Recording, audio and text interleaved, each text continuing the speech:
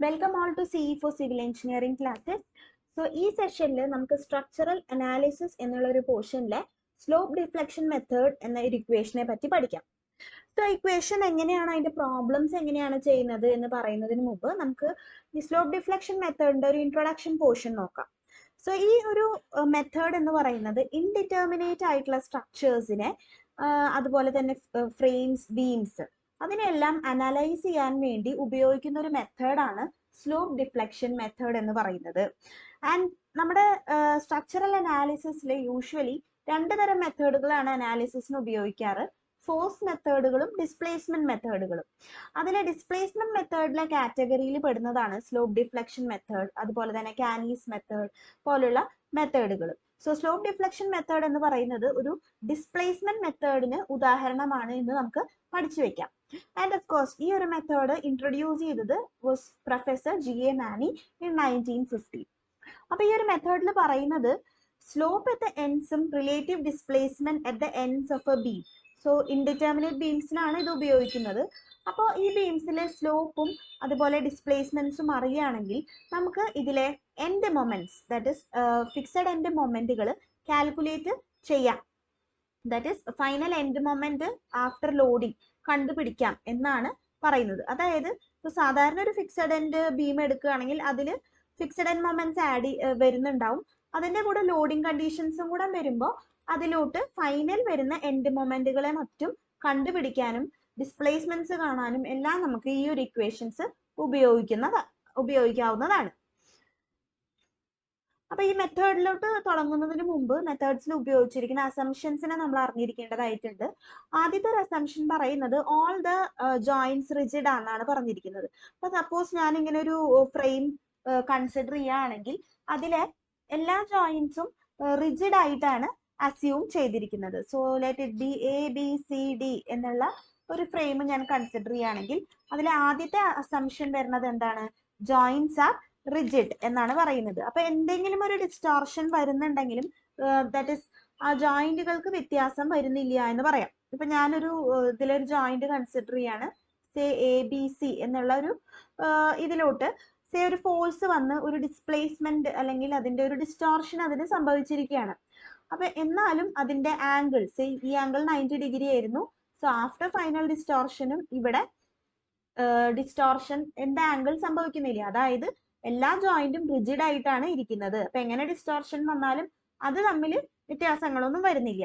പിന്നെ രണ്ടാമത്തെ point assumption ആയിട്ട് അസ്യൂം ചെയ്തിരിക്കുന്നത് distortions due to axial deformations are neglected എന്നാണ്. ദാറ്റ് ഇസ് സപ്പോസ് ആക്സിയൽ ആയിട്ട് വരുന്ന ഒരു വിൻഡ് ഫോഴ്സോ മറ്റോ കൺസിഡർ ചെയ്യാണ്. അപ്പൊ ഇങ്ങനെ ഒരു സ്വേ ഉണ്ടാവും. അപ്പൊ ഈ ഒരു സ്വേ ആക്സിയൽ ഡിഫോർമേഷൻസിനെ എല്ലാം നമ്മൾ ഈ ഒരു കേസിൽ നെഗ്ലെക്റ്റ് ചെയ്തുകൊണ്ടാണ് പറയുന്നത്. അതായത് ഈ ഒരു ഇവിടെ ഉണ്ടാകുന്ന ഡിഫ്ലക്ഷൻ ഡെൽറ്റ ആണെങ്കിൽ ഈ ഒരു പോർഷനിൽ ഉണ്ടാകുന്ന ഡിഫ്ലക്ഷനും എന്തായി മാറും? ഡെൽറ്റ തന്നെ ആയി മാറും എന്നാണ് അസംഷൻ പറയുന്നത്. ആൻഡ് അതുപോലെ മൂന്നാമതായി പറയുന്നതാണ് ഷിയർ ഡിഫോർമേഷൻസും. ഇത്തരം ഒരു due to action of shear ഉണ്ടാകുന്ന ഡിഫോർമേഷൻസും ഈ ഒരു അനാലിസിസിൽ ഈ ഒരു ഇക്വേഷൻസ് ഡിറൈവ് ചെയ്തപ്പോൾ എന്ത് ചെയ്തിരിക്കുകയാണ്? നെഗ്ലെക്റ്റ് ചെയ്തിരിക്കുക എന്നതാണ്. ഓക്കെ, നൗ അടുത്തതായി നമുക്ക് ഇക്വേഷൻസിലും ഈ ഒരു സ്ലോപ്പ് ഡിഫ്ലക്ഷൻ ഇക്വേഷൻ പഠിക്കുന്നതിന് മുമ്പ് അത് അപ്ലൈ ചെയ്യുമ്പോൾ അറിഞ്ഞിരിക്കേണ്ട ചില സൈൻ കൺവെൻഷൻസിനെ പഠിക്കാം.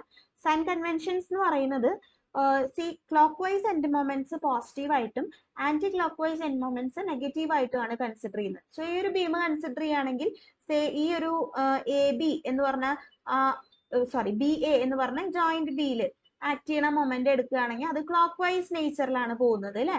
സോ അതിന്റെ വാല്യൂ എന്തായിരിക്കും? That is equal to 20 kN ആയിരിക്കും. So if this is 20 kN, ഈ ഒരു മൊമെന്റ് 20 kN ആണെങ്കിൽ ഇവിടെയും എന്തായിരിക്കും? 20 kN തന്നെയായിരിക്കും ആ ജോയിന്റിൽ വരുന്ന മൊമെന്റ് എന്ന് പറയുന്നത്. സപ്പോസ് ഇവിടെ 30 kN ആണെങ്കിൽ അവിടെ MBA എന്ന് പറയുന്നത് എന്തായിരിക്കും?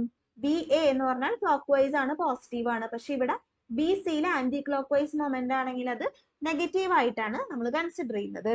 പിന്നെ റൊട്ടേഷൻസിന്റെ കേസിൽ clockwise rotation of tangent to elastic curve positive, clockwise rotations to this tangent പോസിറ്റീവും ആന്റി ക്ലോക്ക് വൈസ് ആയിട്ടുള്ള റൊട്ടേഷൻസ് നെഗറ്റീവും ആയിട്ടാണ് അസംഷൻസിൽ എടുത്തിരിക്കുന്നത്. സോ നമുക്ക് ബേസിക് ഇക്വേഷൻസിൽ അപ്ലൈ ചെയ്യാനായിട്ട് ഈ ഒരു ഡാറ്റ എല്ലാം ആവശ്യമാണ്. Now regarding the settlement, ഒരു settlement is positive if the right side support is below the left side support എന്ന് പറയും. അതായത് ഈ ഒരു ബീം കൺസിഡർ ചെയ്യാണ്, എ ബി എന്നുള്ള ഒരു ബീം കൺസിഡർ ചെയ്യുകയാണെങ്കിൽ അതിലെ ഡിഫ്ലക്ഷൻ എങ്ങനെയാണ് നമ്മൾ കൺസിഡർ ചെയ്യുക? അവിടെ ഡിഫ്ലക്ഷൻ ഒരു 7 mm ഉണ്ടെങ്കിൽ നമ്മൾ പറയാ 7 mm പോസിറ്റീവ് ആയിട്ടുള്ള ഡിഫ്ലക്ഷൻ ആണെന്ന് പറയും. കാരണം റൈറ്റ് സൈഡ് സപ്പോർട്ട് ആണ് ഇവിടെ താഴുന്നത് അല്ലെ. Right side support is below the left side support. ഇനി അടുത്ത കേസ് ബീം ബി സിയുടെ കേസ്, ആ പോർഷൻ ബി സിയുടെ കേസിൽ എടുക്കുകയാണെങ്കിൽ എങ്ങനെയാ ഉണ്ടാവണേ? Left side support is below the right side support. അപ്പൊ എന്തായിരിക്കും അവിടെ നമ്മൾ പറയുമ്പോൾ മൈനസ് ഓഫ് 7 mm എന്നായിരിക്കും നമ്മൾ ഡിഫ്ലക്ഷനെ പറയുന്നുണ്ടാവുക. നൗ നമ്മുടെ main equation slope deflection equation എന്ന് പറയുന്നത് it is given by MAB is equal to MFAB plus 2EI by L into 2 theta A plus theta B minus 3 delta by L. അതായത് ഒരു general ഒരു ഇക്വേഷൻ ആണ് പറയുന്നത്. ഒരു consider ഒരു beam that is A B എന്നുള്ള ഒരു beam നമ്മൾ കൺസിഡർ ചെയ്യാണ്. ആൻഡ് അതിന്റെ സേ ഡിഫ്ലക്ഷൻ എന്ന് പറയുന്നത് ഡെൽറ്റ ആണെങ്കിൽ അവിടെ ഉണ്ടാകുന്ന ഫൈനൽ എൻഡ് മൊമെന്റ്സ് എന്ന് പറയുന്നത് കണ്ടുപിടിക്കാനുള്ള ഇക്വേഷൻ ആണ് തരുന്നത്. That is given by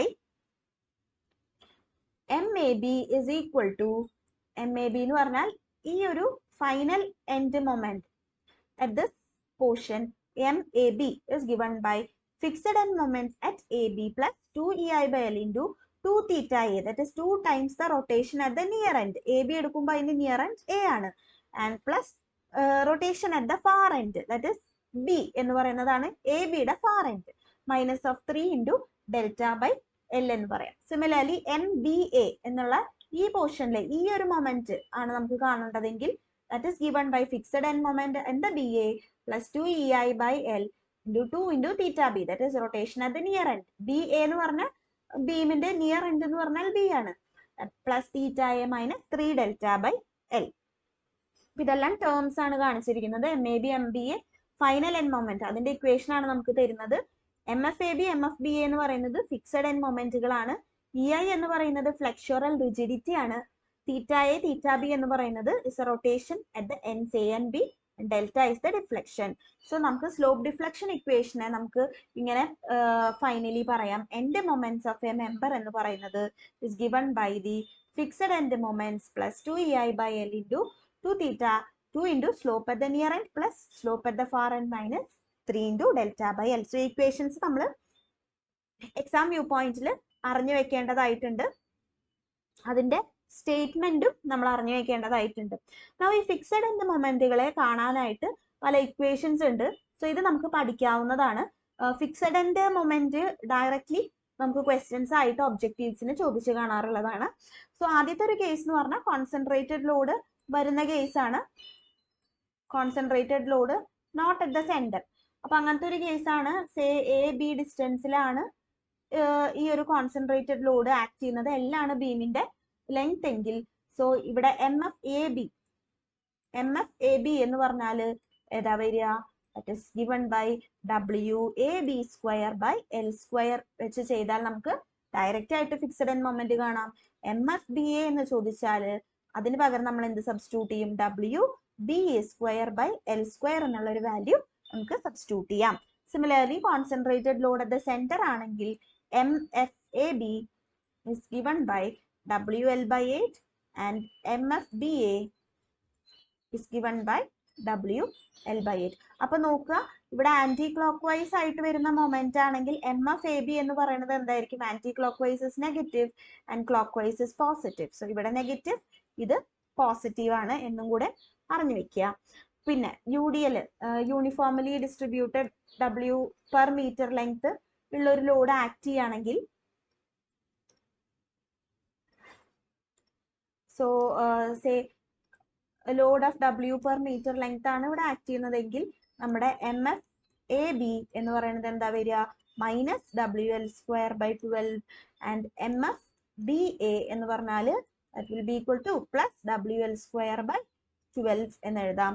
Similarly, in the case of a uniformly varying load from one end, MFAB എന്ന് പറയുന്നത് will be equal to minus WL square by 30 and MFBA will be equal to plus WL square by 20. So ഇത് clockwise ആണ്. clockwise rotations എപ്പോഴും നമ്മൾ positive ആയിട്ടാണ് എടുക്കുക എന്ന് നമ്മൾ സൈൻ കൺവെൻഷൻസിന്റെ ഭാഗത്ത് പറഞ്ഞിരുന്നു അല്ലെ. സോ ആ സൈൻ കൺവെൻഷൻ ആണ് നമ്മൾ ഇവിടെ ഉപയോഗിച്ചിരിക്കുന്നത്. Then finally ഇതുപോലെ തന്നെ uniformly varying load from both ends വരികയാണെങ്കിലും MFAB is given by minus W 5/96 WL square and MFBA is given by plus 5/96 WL square. Similarly, ഈ ഒരു കേസ് പല ഇക്വേഷൻസിലും ചോദിച്ചിട്ടുള്ള കേസും കൂടെയാണ്. ഒരു മൊമെന്റ് അറ്റ് ദ സെന്റർ വരുന്ന കേസ് ആണെങ്കിൽ MFAB is given by M into length B, the distance B into